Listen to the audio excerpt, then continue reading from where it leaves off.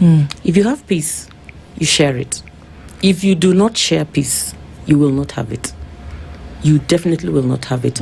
I think I've been in this studio before, and I predicted that the trends that had started of violence around the elections, intolerance for rallies, intolerance for even a conversation, the pronouncements that politicians have been making were definitely a sign that the 2027 elections were going to be problematic.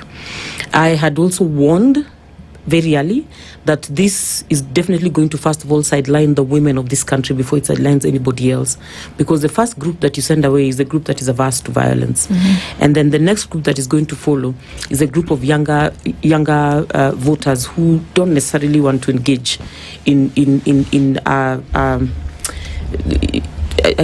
I don't have good words to call it for now, but basically a battle of thoraxes in the country.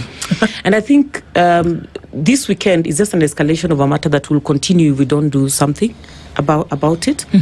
I'm also troubled by the fact that there's a bit of gaslighting from the government. I don't know why a Kenyan on the street is complaining about violence, electoral violence, and talking about peace and how we should maintain it.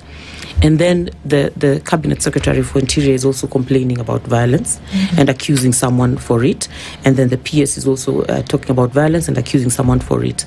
I imagine that citizens can complain, and they should complain because they have paid taxes in order for someone to provide security.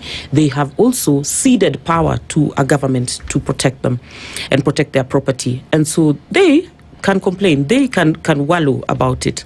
But the person who is receiving these taxes, who is sitting in office to provide this security, cannot be found complaining with the rest of the citizens.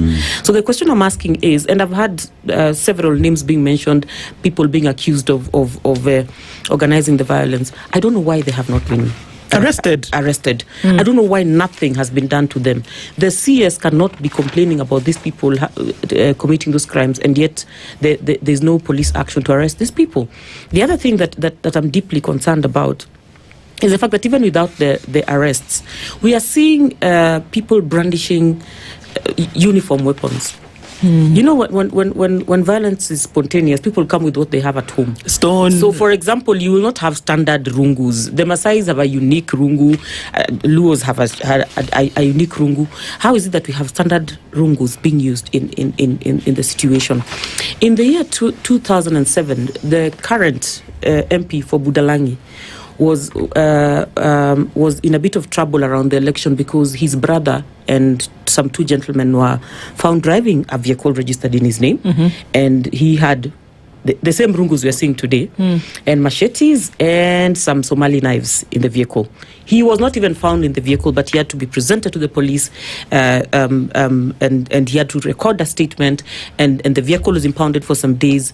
Well, I am lost for words why he's in office today after that event. But the bottom line is that possibly he found a way to defend himself because he was not the one who was driving the vehicle. However, at least then we saw some action from the Independent Electoral Commission. We saw some action from the police, the arrested. Today, the police are on the same side as the rungu brandishing people. It would be difficult to convince anyone that the state is not involved in this kind of violence. And the question I'm asking myself is this really where we want to take our nation? Is this really the direction we want to take as a people? Are we not forewarned after what we saw in the year 2007 about where this could lead to? We have neighbors who have been in conflict for a very, very long time.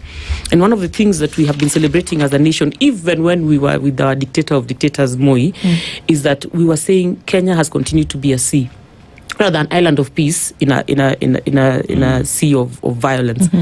Is it that we haven't seen enough from our neighbors to know that we should treasure the peace that we have? And the question again that I have today, this morning, for our politicians is it that bad? Do you truly have to take politics and by all means